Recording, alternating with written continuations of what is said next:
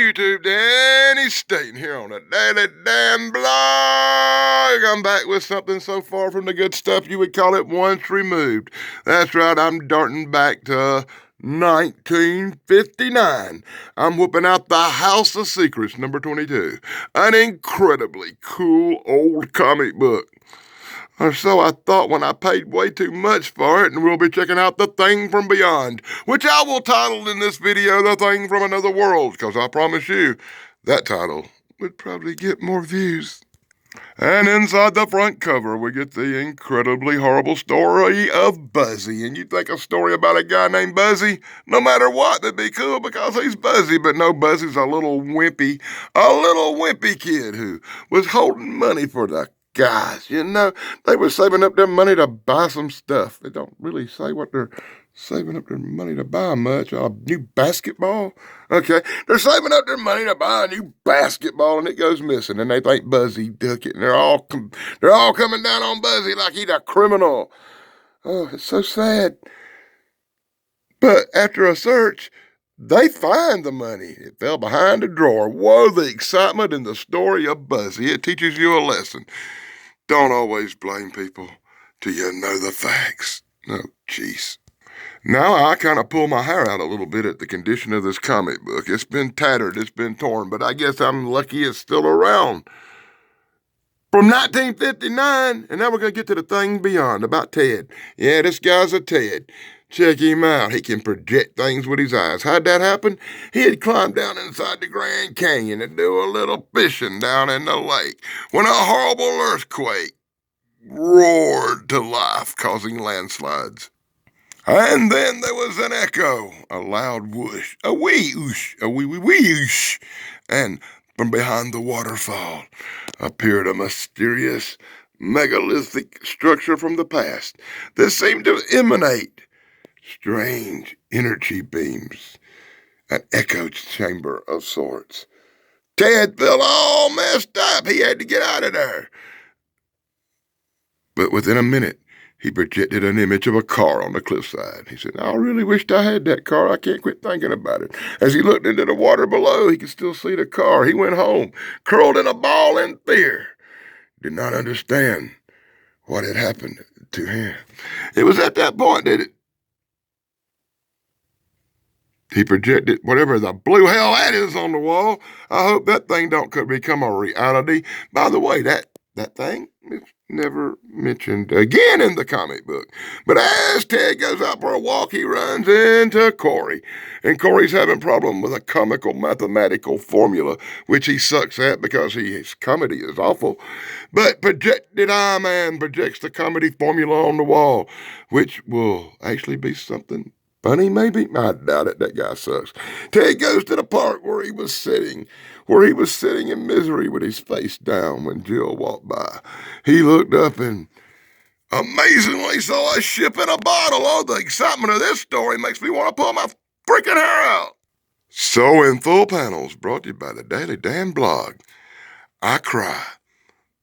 This is the comic book the massive amounts of marijuana couldn't make better, I swear. As Ted walks into the hand-carved miniature villages, he sees a hand crushing the village, a hand with a big ruby ring, and he projects it. And he realizes he's seeing the future when he sees the ring on El Goose's hand, and he tells El Goose, don't break that little village. I know what you're gonna do, boy, don't do it. And the guy says he had been fired and he was wanting some revenge. You're right, dude. I was going to do it. Now I can see the future. Wow. Projection man can project the images of the future on the wall. I'm really a Ted now. Wonk, wonk, wonk. And as he projects onto the wall, he projects a fiery orb. The Thing from Another World. Actually, it's The Thing from Beyond. But for title drop sakes of this comic book, it will be known as The Thing from Another World, and The Thing from Another World. I have seen it in my visions. It will come down. It will attack. It will destroy us. We must stop it. We must stop it. The cops go out to check it out and are amazed. That's right, the cops are amazed The thing is real. The thing from another world has arrived. I don't know what's wrong with this DC comic book. That would have been a great place for a commercial. In full panels brought to you by the Daily Dan blog.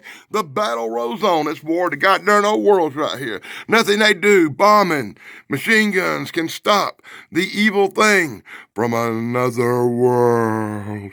The general and the police lock up Ted. Ted's in jail. Ted, you knew it was coming. You knew things about it, Ted. Ted, we think you might be in cahoots. Oh no, Ted quickly projects on the wall the tuning board, the guns that don't work, the machines that don't work. Ted visualizes a giant tuning port. That's right. The aliens' one weakness. Sound waves. Oh my God. And with one bang to a giant tuning fork, sound vibrations fill the air, and the thing from another world falls into little blue pieces. Luckily, they fall directly on the structure. They gave Doofus his powers and blow it to little pieces, so the story cannot be confirmed. The end. Oh, God, I like the story, but it's horrible. Don't you agree? And then you're gonna hunt a freaking Tootsie Roll. That's right. How many licks does it take to get to the center of a Tootsie Pop? That's not a Tootsie Pop, you idiot. That's a Tootsie Roll. And then you get some classic 1959 commercials for what I can only assume are much, much better books than the garbage I will be looking at today. And then we get whatever the blue crap this is. Moolah the Mystic. Yeah, that's right. Pugsley here goes to Moolah the Mystic. And where I'm from, Moolah looks a little different than that. I'm a WWF wrestling fan. That is nowhere near the Moolah I'm used to. But anyway, Pugsley gets his fortune read. And nothing bad can happen to you today. You, sir, are a charmed one. And Moolah's never wrong as the guy gives him $20. Right, that $20 in 1959, that was a $1,000 deal, boy. Hey, look out! As a safe barely misses Pugsley. A car speeding by, whoosh, barely misses Pugsley. He's in a line of fire in a bank robbery, and Pugsley don't get a scratch. Moolah is amazing. He walks right by the manhole cover and seems to float right over it. Lucky step. And then he gets the call to Moolah. I can't believe it. Something bad happened to him. What? That's impossible. Yeah. Goopy cut himself shaving. Wah, wah, wah, wah, wah. The end. And now we get the incredibly crappy story. Yeah, that's right, the crappy story of the man who changed history. That's right. So this really cool old dude with the beard. Oh, I love his goatee. That's the kind of goatee a Daily Dan wants, as he is the curator of the Historical War Museum. That's right. What a grand man he was. Wah, wah, wah. That's right, in long, drug-out, boring scenes, the curator of the War Museum describes battles and tactics on a big board with little models to the reporter guy. What excitement, what excitement. And this is how it really worked. Flap, flap, flap, flap, flap, flap, flap. Well, one incredibly bored reporter leaves. That's going to be a good story as curator returns to look at one of his little toy ships, trying to put it together. That's when Mr. Wizard walks in. Mr. Wizard walks in with his handbag of the gods. Apparently, he got out my handbag of the gods as he talks to Mr. Curator guy and says, history can be changed. And I, the great Wizard Woo, can change the history. And the great Wizard Woo goes to the curator and says, what's this? And he fires up a little bit of magic, carves out some wood. Lots of candle does a chant. And like magic, the curator can see it in his head as he's transferred back to the days of old to witness a night's bold battle. Good gravy. And in the mysterious time-traveling panels for Tug, the unapologetic geek who loves time travel, we see how history has changed. The king is victorious and a new kingdom emerged. Wah, wah, wah, wah. I saw it with my own two eyes, he says. How is this possible as time has changed? And the king rose on. He says, this is only a mere touch of my magic. Behold, and more smoke and more mirrors. And now he is transformed back to the day. Transformed, oh my God. Transported back to the days of King Arthur.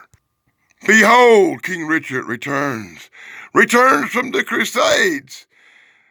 Now you can change the history of the world. You must stop King Richard. He draws the cannon and to the top of the hill to fire down upon King Richard returning from the Crusades.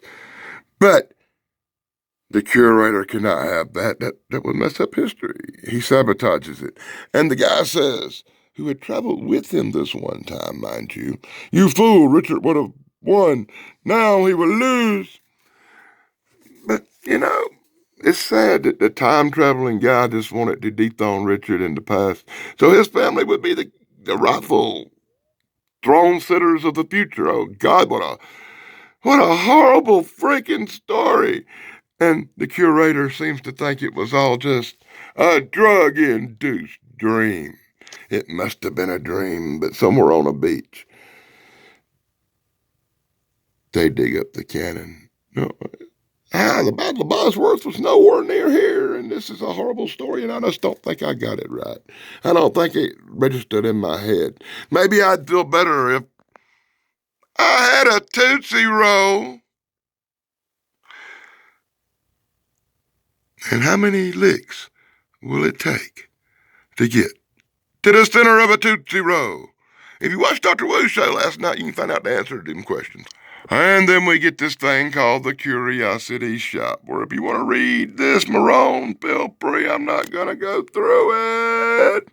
Or you could have went to the Palisades Amusement Park and took this out of the comic book. You could have got a free ride on the Caterpillar or the jet plane. Yeah, this is no good no more, as the Palisades Amusement Park probably isn't there no more, even though this one's in New Jersey, not California. And then we get a commercial for Operation Black Hawk, which really kicks my ass because I actually worked for a company called Black Hawk once. Black Hawk Security and Dynamics. Wow. Oh, it's a Marone special. It's an incredible grab bag of bullshit. That's right. You can sit down here, pause it, and read the grab bag of bullshit. If you're like my friend Michael Marone, it reads every page because he's artistic. Pause it, read it, explore it. And now it's time for shout outs. As always, let me give a special shout out to Dave Sunstorm and his incredible brother Steven Sunstorm. You know the good stuff, guys, here on YouTube. My friend E. McGill, the unapologetic geek. You can see me on that show every Sunday afternoon at 1 Eastern, the highlight of my life. My good friend Thrash Pondo Pines. You can see us maybe coming back next year. I don't know. We're having some troubles with our producers and getting our stuff together, so our show may be on hold for a while. Sadly, Thrash, sadly. Be sure to check out BBB, Brain Bender's banner. Thank you, BBB, for all the cool BBB merchandise, like this incredible travel mug, my incredible hat, stickers and such. Boy, she always comes through in a pinch. And of course, Bigfoot, Michigan Rob with his True Cryptid Encounters. True Cryptid Encounters, book 1 and 2 would make the perfect Christmas gift. Christmas is around the corner. Be sure to check out Bigfoot, Michigan Rob. And let me give special shout outs to BK on the Air, Big Guys 45s. My flock is everywhere, Sarah, the Nostalgic Pod Blast, Retro Nerd Girl. And AAP, Homestead AAP for life. We miss you guys. My good friend Eric, Gypsy Road, or as he's known now, Hair Metal Revolution. Be sure to check out Eric. And now we will learn the secret, the crappy secret of the Man of Bronze. That's right. The Man of Bronze, a modern age superhero. As he was lurking through the jungles of the pre-Inca South America, he came across that famous pond that we thought was the fountain of youth. But it was not. He was thirsty. he had a drink. He had drinking from the magic pool of the Incas. And now he is transformed into the man of bronze. At a mere will, a mere thought, he can transform his body into the bronze of be superhero-y and oh jeez. As Jagoff Jaguar attacks him, his arms turn bronze and he smacks Jagoff into the woods. The Jaguar goes down. He says the water has the power. He fills canteen after canteen to take with him as he walks through the forest smashing trees with his bare hands. He has become Mr. Invincible. And he can put out fires with his feet as he stalked wood. He transforms the water into doses and becomes a superhero, vigilante of the night. I just want to scream, cry, and pull my hair out at this point. Is this a signature of an artist who signed it? What the hell is this little mark on the comic book? I've never seen that before. I don't know. It don't look like somebody put it there. It looks like it's printed by the comic book. What is it, Mystery Man? I don't know what that means. If you know what that means, let me know in the comments below. It's a mystery. As the Man of Bronze becomes a legendary superhero in the town, with his mask and his bronze powers, he stops traffic accidents. He stops electrical meltdowns. He saves Goose trapped in a vault. He is a true hero, a man of the people, hero at large. Oh, good God. Now Vargas has escaped, and he must track down the evil one. Let me drink some water and turn into the Man of Bronze as he tries to track down Vargas and takes a fall, plunges, and sticks up in the ground like a joystick. More like a yard gnome, right? Anyway, Man of Bronze is on the case, but Man of Bronze has been followed home. Now the bad guy's got his water and take a drink and become bulletproof. They cannot be stopped. It is sad that evil people have his power of water. But it wears off and there is no more, so you know, there could be a problem as the Man of Bronze has one drink left. And using some of the last of the water, Man of Bronze becomes Man of Bronze, takes out the bad guys and ties them up, and decides that the power is too great, and pours the remaining magic water down the sink, where he created Teenage Mutant Ninja Turtles. What? The end. And once again, I think Tootsie Roll sponsors this entire comic book, maybe. And they actually end this freaking comic book with the Happy Hunting Ground. That's right. All the things you know about Indian afterlife. If you want to know about Native American afterlife, be sure to consult the Happy Hunting Ground in the back of this comic book. Gee whiz. And in 1959, they lacked imagination and actually finished up the last page with this shit. Yeah, when I was young, you could have sold Christmas cards or seeds or something. But apparently, in 1959, you could have sold some Wilson freaking chemicals. Because chemicals were the thing in 1959. What the frick? And that's my look-up House of Secrets from 1959, number 22. The Thing from Beyond, which I will call in the title once again. The Thing from Another World. Be sure to like, subscribe, and ring the bell. Be sure to join me in my next dreadful comic book review. Till next time, blog over, dudes.